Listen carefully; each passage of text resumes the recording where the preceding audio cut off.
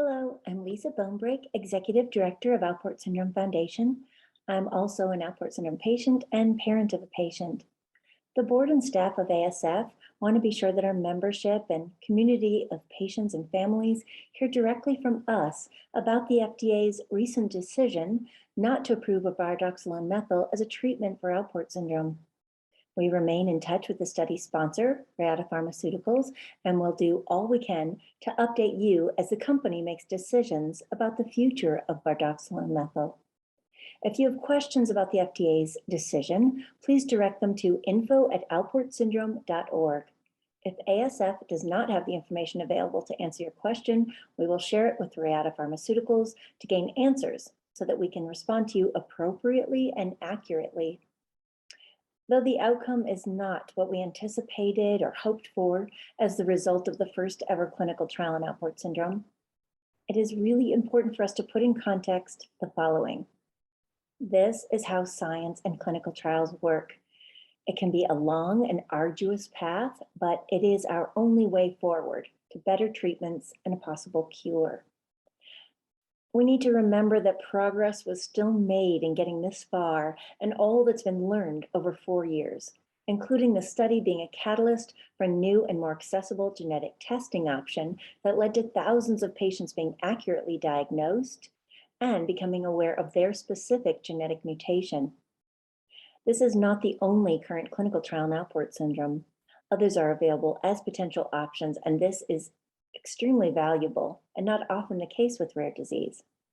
ASF wants to remind you all of how important it is that we not lose momentum for innovation or for science.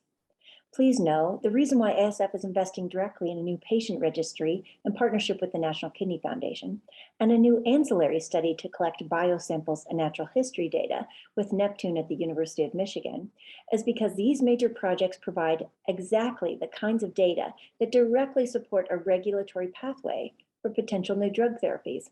This is the data that pharmaceutical companies depend on as they design clinical trials and as they prepare their cases to the FDA about new drug therapies. As we roll out and launch these new projects over the next few months, we encourage you to participate if possible. Together, as ASF membership grows, our voices get stronger. Many patients are making use of our educational resources and engaging in opportunities to participate in research and data collection. At ASF, we remain focused every day on improving the lives of Alport syndrome patients through education, empowerment, advocacy, and directly investing in research. We remain diligent and hopeful in our vision to conquer Alport syndrome. As we learn more from the study sponsor, Reata Pharmaceuticals, we will update you as soon as we can. In the meantime, on behalf of the board and staff of Alport Syndrome Foundation, we extend our deepest gratitude to the participants who participated in the Cardinal and Eagle studies, and the doctors who participated as principal investigators, only adding to their own workload with no compensation to help move research forward for patients. You all proved Alport patients are willing to participate in clinical trials and that the doctors who treat us are willing to selflessly oversee clinical trials and sites to enroll patients like us. This is a huge hurdle to overcome in a rare disease community, and we are grateful. Thank you for your interest and support and for your continued willingness to help us change the stories and outcomes for Alport syndrome patients and families. Thank you so much.